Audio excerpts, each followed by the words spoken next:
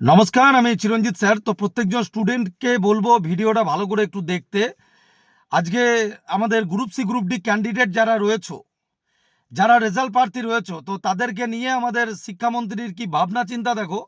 আগের দিন একটা যখন ভিডিও ভাইরাল হলো, তো সেই ভিডিওতে ওখানে ওনাকে জিজ্ঞাসা করছে যারা সোশ্যাল মিডিয়ার যে 26,000 ক্যান্ডিডেটের তাহলে রেজাল্ট কবে বেরোবে।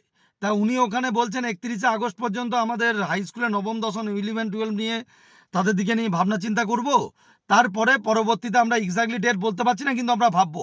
আমি যদি এই কথাটা বলি যে আপনাদেরকে কি এই জন্য আমরা রাজ্যে নিয়ে এসছি, দেখুন এর আগেও আমি পরিষ্কার করে বলছি, মাননীয় মুখ্যমন্ত্রীর তরফেও আমি কথাটা বলছি, এর আগেও তৃণমূল সরকার একই জিনিস করতো ছাত্রছাত্রীদের সাথে। আর সেই জিনিসটা আপনাদের ডিপার্টমেন্ট থেকে আজকে শিক্ষামন্ত্রী শুরু করেছে। আমি জানি না কিভাবে উনি শুনেছি নাকি উনি একজন কি বলেন হেডমাস্টার ছিলেন। তো আমি জানি না ওনার কাছে গ্রুপ সি গ্রুপ ডি পদের হয়তো মর্যাদা বোধ বলে কোনো জিনিসই নেই। এটুকু জেনে রাখেন, আজকে গ্রুপ সি গ্রুপ ডি যা ক্যান্ডিডেট ওয়েস্ট বেঙ্গলে টোটাল চাকরি পাবে তার 25% আমার কাছ থেকে যাবে। আর ডেফিনেটলি এতগুলো স্টুডেন্ট আজকে আমার কাছে পড়াশোনা করেছে এবং ইন্টারভিউ তারা করছে। তাহলে আজকে যখন আপনাদের ডিপার্টমেন্টে জিজ্ঞাসা করা হয় যে রেজাল্টের বিষয় কি, তখন একই কথা যে পুজোর আগে জয়েনিং হবে, আমরা অতি অতি শীঘ্রই। অতি শীঘ্রটাই কবেই? আপনাদেরকেও যখন পার্টিতে নিয়ে আসা, আপনাদের পার্টিকে যখন নিয়ে আসার কথা ছিল, তখন যদি আমরা এটাই বলতাম, আপনার কি মনে হয় কোনো শিক্ষকবর্গ আপনাদের ভূমিকা পালন করেনি? আপনাদের কয়েকটা ওই যারা কি বলে, যারা কর্মী আছে তারাই শুধুমাত্র আপনাদের মানে পার্টির হয়ে কাজ করেছে? আপনি একবার আমার পেজটা একটু ভালো করে দেখে নিয়েন যে আপনাদের ভোটের আগের দিন বলেছিলাম যে 5 বছর ধরে যা কিছু হয়েছে, আমি কাউকে ভোট দিতে বলিনি ঠিকই, কিন্তু বলেছিলাম যে 5 বছর ধরে যা কিছু হচ্ছে সেটা ভালোভাবে দেখে তবে ভোট দিয়েছে। তো আজকে আপনারা কি মনে হয় যে স্টুডেন্ট যারা রয়েছে তাদের কি কোনো মর্যাদা নেই? স্টুডেন্টদের মর্যাদা আছে। আমি আবারও শিক্ষামন্ত্রী মহাশয়কে আমি বারবার করে বলছি, রেজাল্ট কিন্তু 15ই আগস্টের মধ্যেই কিন্তু প্রকাশ হওয়া চাই। আর ডেফিনেটলি এর পরে রাজ্যে যখন আন্দোলন হবে, তখনও আপনাদের আবার আন্দোলন করলে তো আবার সমস্যা। আমি জানি না রাজ্যটাকে কি ভাবছেন আপনারা, কিন্তু এইটুকু বলতে পারি, স্টুডেন্টদের ইমোশন নিয়ে দয়া করে খেলবেন না। আমাদের মাননীয় শুভেন্দু অধিকারী মহাশয় কখনো বলছেন 12,000, কখনো 16,000, কখনো 14,000 পুলিশ নিয়োগের কথা বলছেন। আমি জানি না উনি কোন বিষয়ে কথা বলছেন, তবে 12,000 কনস্টেবলের নিয়োগ বাকি আছে যেমন, তার সাথে আর 4,000 কলকাতা পুলিশের নিয়োগ, ধরে 16,000 মানছি। উনি বলছেন পুজোর আগেই নিয়োগ করব। এদিকে একবারও কি ভেবে দেখেছেন যে হাইকোর্টে কেসের বর্তমান স্থিতাবস্থা কি? আবার আগের দিন উনি বললেন 14,000, তো 14,000টা আবার কি কোথা থেকে উঠে এলো আমি নিজেও জানি না। তো আজকে দেখুন, আজকে এতদিন ধরে 15 বছর পড়াচ্ছি, তো আপনাদের গায়ে লাগে না, আমাদের গায়ে লাগে। আমাদের গায়ে লাগে। আর আমি বরাবরই দেখুন সত্য অবলম্বন করে কথা বলি। আজকে এতগুলো ছাত্রছাত্রী, আপনাদের কি মনে হয় একবারও যে গ্রুপ সি গ্রুপ ডি কর্মীরা মানুষ নয়? যারা হাই স্কুলের যারা চাকরি করে, যারা এসএলএসটি পরীক্ষা দিয়ে যাদের 26,000-এর মধ্যে কি এই স্টুডেন্টরা নেই? আপনি কি একবারও নোটিফিকেশন, আমি শিক্ষামন্ত্রীকে বলছি কথাটা, আপনি কি নোটিফিকেশন দেখে কথাটা বলেছেন? আপনি নোটিফিকেশন দেখে কথাটা বলেননি। আপনি নোটিফিকেশন না দেখলেই কথাটা বলে দিচ্ছেন যে সবার শিক্ষকদের নিয়োগ, তাদের তো চাকরি গেছে। আপনি একবার ভেবে দেখেছেন যে আপনার হাইকোর্টের রায় তো গ্রুপ সি গ্রুপ ডি পোস্টের ক্ষেত্রেও হয়েছে। তাদেরও তো বহুজন বেকার জীবন কাটাচ্ছে, তাদেরও তো বহুজন কর্মচ্যুত হয়েছে। আপনি একটা শিক্ষা দপ্তর সামলাচ্ছেন, আপনার ক্ষেত্রে আপনি এসএলএসটির জন্য আলাদাভাবে তাদের দেখুন, তাদেরও দরকার, তাদের ডেফিনেটলি দেখবেন। কিন্তু গ্রুপ সি গ্রুপ ডি যাদের, তাদের রেজাল্টটা কি প্রকাশ করার দরকার নেই? আজকে থেকে শুনছি, প্রত্যেকবার একই কথা শুনে আসছি। দেখুন, এর পরবর্তীতে যখন ছাত্র সমাজ যখন গর্জে উঠবে, ছাত্র সমাজ যখন আন্দোলন হবে, তখন কিন্তু পরবর্তীতে আপনারা কি আবার, আপনাদের তো আবার নতুন নতুন অনেক নিয়ম বেরিয়েছে, দেশদ্রোহী এইসব আইন, তখন বলবেন দেশদ্রোহী। রাস্তায় নামবে তো তখন বলবেন দেশদ্রোহী। আমি অনুরোধ করছি, এবং আপনাদেরকে সচেতন করে দিচ্ছি, স্টুডেন্টদের ভাবনা চিন্তা নিয়ে খেলবেন না। আজকে গ্রুপ সি গ্রুপ ডির যা টোটাল স্টুডেন্ট রয়েছে, আজকে তার 25% আমি পড়িয়েছি। তো ডেফিনেটলি আমি কিন্তু এই বিষয়গুলো বুঝি, এবং আপনাদেরকে এটাও আমি বারবার করে অনুরোধ করব, আজকে মাননীয় মুখ্যমন্ত্রী শুভেন্দু অধিকারী মহাশয়, পুলিশের রেজাল্টটা দয়া করে বার করুন। পুলিশের জয়নিং দয়া করে জয়নিং করিয়ে দেন। আপনারা কল্পনা করবেন না, আজকে আজকে এতদিন পড়াচ্ছি তো, এত স্টুডেন্ট রাত দিন ফোন করে, স্যার আমাদের রেজাল্ট কবে বেরোবে, স্যার রেজাল্ট কবে বেরোবে, রিক্রুটমেন্ট, স্যার নতুন রিক্রুটমেন্ট কবে আসবে। আপনাদের যে সমস্ত মানে এমএলএরা রয়েছে ম্যাক্সিমাম, আপনারা একবার ভেবে দেখুন তো, আমরা কার কাছে যাইনি, কোন মন্ত্রীর দপ্তরে যায়নি? প্রত্যেকটা মন্ত্রীর দপ্তরে ডেপুটেশন দিয়েছি, প্রত্যেকটা মন্ত্রী দপ্তরে সব কিছু দিয়েছি, কিন্তু আমাদের স্টুডেন্টের হয়ে একটা ফাইনাল ডেট কখনো বলেছেন যে গ্রুপ সি গ্রুপ ডি এই রেজাল্ট এই দিনের মধ্যে আসবে?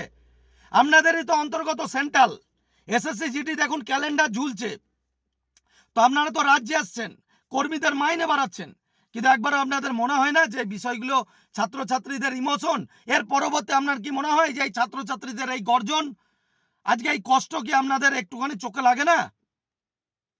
আর আমাদের শিক্ষামন্ত্রী, আপনাকে তো প্রণাম, আপনি ঝেড়ে বলে দিচ্ছেন যে শিক্ষাকর্মী, আপনি কারো কাছ থেকে জেনে বলবেন কেন? আপনি একটা শিক্ষা দপ্তরের হেড হয়েছেন, আপনার কাছে ছাত্রছাত্রীদের ইমোশন, তাদের কষ্ট সবটা বোঝা দরকার।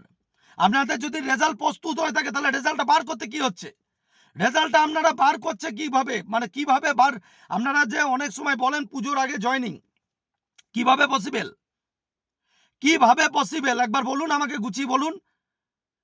আজকে গোটা পশ্চিমবঙ্গের কয়েক হাজার হাজার স্টুডেন্ট আমি পড়াই, একজন দুজন নয়, হাজার হাজার স্টুডেন্ট পড়াই, এবং স্টুডেন্ট পড়ানোর পরে আজকে অন্যায় যখন হয়, আজকে স্টুডেন্টের সাথে কিসের আপনাদের রেজাল্টটা দিতে কিসের সমস্যা?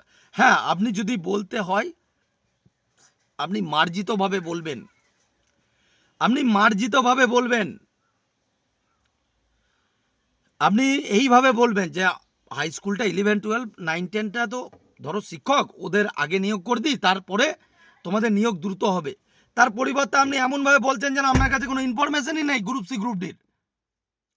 সবাই মানুষ, যেরকম স্কুল চালাতে গিয়ে শিক্ষাকর্মীর যেরকম শিক্ষকের প্রয়োজন হয়, যেরকম শিক্ষাকর্মীরও প্রয়োজন হয়। আজকে প্রত্যেকটা স্কুলের দিকে তাকিয়ে দেখেন যে শিক্ষকরা যেরকম ভূমিকা পালন করে, কাউকে শিক্ষা দেয়, সেরকম স্কুলের টোটাল পরিকাঠামো আমরা ইন্টারভিউর সময় করাই। আজকে একটা ছাত্রছাত্রীকে জিজ্ঞাসা করি ইন্টারভিউর সময় যে বলো তো স্কুল, তুমি তো পরিচালনা, তুমি একটা স্কুলের, তুমি একটা চাকরিতে ঢুকতে চলেছো, তুমি স্কুল কিভাবে তুমি পরিচর্যা করবে, কিভাবে স্কুলের উন্নয়ন করবে?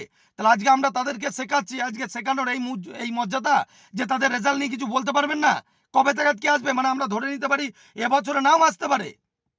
এক্স্যাক্টলি ডেট যদি না দেন তাহলে এইভাবে কি করে হবে? মাননীয় মুখ্যমন্ত্রী, আমি করজোরে আপনার কাছে অনুরোধ করছি, পশ্চিমবঙ্গ পুলিশের রেজাল্ট এবং যতগুলো পেন্ডিং রেজাল্ট নিয়ে আপনারা কিন্তু এটা নিয়ে একদম ইতিবাচক আপনারা মিটিং করে ইমিডিয়েট ডেট ঠিক করে কিন্তু ব্যবস্থা করুন। আর যদি এটা ব্যবস্থা না করেন তাহলে স্টুডেন্টরা কিন্তু রাস্তায় নামার জন্য প্রস্তুত, এবং একজন দুজন নয়, মানে কল্পনা করতে পারবেন না রাজপথে কত স্টুডেন্ট হবে। আজকে যখন ওই একটা কি নাম সিজেপি, আমি কারো সমর্থক নয়, আবার বলে দেবেন যে সমর্থক, সিজেপির আন্দোলন করছিল, ইউপি বিহার থেকে স্টুডেন্ট আসছিল, তখন সবাইকে বুঝাতে পারা গেছে যে এরা তো নয়, এরা চলো একটা সেন্ট্রালের আন্দোলনকে এখানে নিয়ে আসছে। কিসের না নিটের। আপনি একবার ভাবেন যে পশ্চিমবঙ্গে আপনি নিটের কথা বলছেন, কিন্তু সেম জিনিস আজকে তো সব জায়গাতেই, শুধু নিটের কেন, আজকে পশ্চিমবঙ্গের রেজাল্টে যখন ছাত্রছাত্রীরা রাস্তায় নামবে, আজকে পশ্চিমবঙ্গ পুলিশ আমি 15 বছর পড়াচ্ছি, মমতা ব্যানার্জির আমলেও পড়িয়েছি, মমতা ব্যানার্জির আমলে হাজার একটা আন্দোলন করেছি, মমতা ব্যানার্জির আমলে হাজার একটা আন্দোলন করেছি। তাহলে আপনারা কি চান যে সেই ছাত্র নিয়ে আবার রাস্তায় নামি, রাজপথ গর্জে উঠুক? সেগুলো তো আপনারা চান না, আমরাও করতে চাই না। আপনারা 100 দিন এখন আসেননি, আপনারা বললে কি বলছে আপনাদের বিভিন্ন জায়গা থেকে যে আমরা এই তো এলাম। আরে এই তো এলেন মানছি, তাই এখন থেকে ছাত্রদের সাথে এইরকম কেন? আপনারা বলুন তো কটা রিক্রুটমেন্টের রেজাল্ট বার করেছেন এতদিনে? কটা রিক্রুটমেন্টকে ধরে টেনেছেন? বলতে গেলে বলবেন বিজেপি, অ্যান্টি বিজেপি স্লোগান দিচ্ছি। আমার কোনো আপনাদের বিরুদ্ধে বা আপনাদের বিরুদ্ধে কোনো জিনিস, আগে তৃণমূল সরকারকেও বলেছিলাম কথাটা, যে আপনারা স্টুডেন্টদের সাথে বসুন, স্টুডেন্টদের যেটাতে হিতকর হয় সেইটাতে কাজ করুন। তা নয়, মমতা ব্যানার্জি লক্ষ্মী ভান্ডারকে নিয়ে ব্যস্ত ছিল। দোষ আপনাদের নয়, দোষ হচ্ছে ওই মমতা ব্যানার্জির। মমতা ব্যানার্জি শিখিয়েছে কিভাবে ডিলে করতে হয়, কিভাবে ছাত্রছাত্রীদের ইমোশন নিয়ে খেলতে হয়। অনুরোধ করছি, এরপরে ছাত্রছাত্রীদেরকে নিয়ে রাস্তায় নেমে যাব, এবং আমি নয়, পশ্চিমবঙ্গের হাজার একজন শিক্ষক, কজন আটকাবেন আপনারা? আমাদের হাতে কি আছে আপনি বলুন? আমাদের হাতে এটা ছাড়া কি আছে? আমরা যদি আন্দোলন ছাড়া, আমাদের হাতে তো তেমন কিছু নেই। আপনাদের কোনো মন্ত্রী বর্গের সাথে দেখা করতে গেলে বলছে ডেপুটেশন এখানে দিয়ে যাও, পরে যার ডিপার্টমেন্ট সেখানে চলে যাবে। যখন ভোট দিক হয় তখন তো এরকম কথা শুনিনি। ভোটের সময় একরকম শুনেছি, আজকে হচ্ছে একরকম। শুভেন্দুবাবু, আপনার কাছে একবার ডেপুটেশন দিতে গিয়েছিলাম, মনে পড়ে আপনার? আপনি তখন অপোনেন্ট পক্ষে ছিলেন। আপনার কাছে আমরা ডেপুটেশনের জন্য গিয়েছিলাম। এর আগে যখন পশ্চিমবঙ্গ পুলিশের রেজাল্ট বেরোচ্ছিল না 2020 সালে, যখন আন্দোলন করি, হয়তো আপনি ভুলে গিয়েছেন। আমি আমার স্টুডেন্ট সহ আরো কিছু জন গিয়েছিলাম। কিন্তু আজকে সেই স্টুডেন্টরা তো আবারও জিনিসটা করছে, আবারও সেই স্টুডেন্টদের কেন রেজাল্টটা বার করতে এত কিসের সমস্যা? Group C group D result যখন প্রস্তুত, একটু তাড়াতাড়ি করুন না সব কিছু। রাজ্যের পরে আন্দোলন হবে, তখন জিনিসগুলো ভালো লাগবে। আপনারা 7% না 17% রেজাল্ট দেবেন, সেটা এখনো পর্যন্ত ক্লিয়ার করছেন না। 7% হবে না 17%, যেটা হবে, আপনাদের যেটা ভালো মনে হয় সেটা করবেন। আপনাদের যেটা হাইকোর্ট ল, আপনার আইন যেটা দিচ্ছে, বা আপনারা যেটা বুঝছেন, আমি সেই সবে যাচ্ছি না, কিন্তু রেজাল্ট কবে বেরোবে? আমি শিক্ষামন্ত্রীর কাছে অনুরোধ করছি, মাননীয় মুখ্যমন্ত্রীর কাছে আবারও অনুরোধ করছি, ছাত্রদের ইমোশন নিয়ে খেলেন না, ছাত্রছাত্রীরা রাস্তায় নামতে বাধ্য হবে।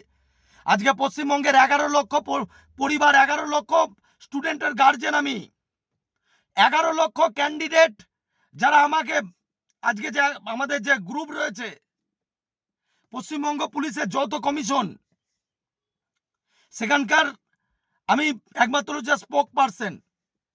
তার সাথে গ্রুপ সি গ্রুপ ডি রাজ্যে কয়েক হাজার স্টুডেন্ট আমার কাছে পড়েছে, এবং কয়েক হাজার ইন্টারভিউ নিচ্ছে বর্তমানে। তাদেরকে তো তৈরি করছি, কিন্তু তারা কি, এই যে ধরুন, যদি সেপ্টেম্বর, আপনি যদি অক্টোবরে জয়েনিং করতে চান তার আগে, তাহলে যদি পুজোর আগে রেজাল্টটা দিয়ে দিন।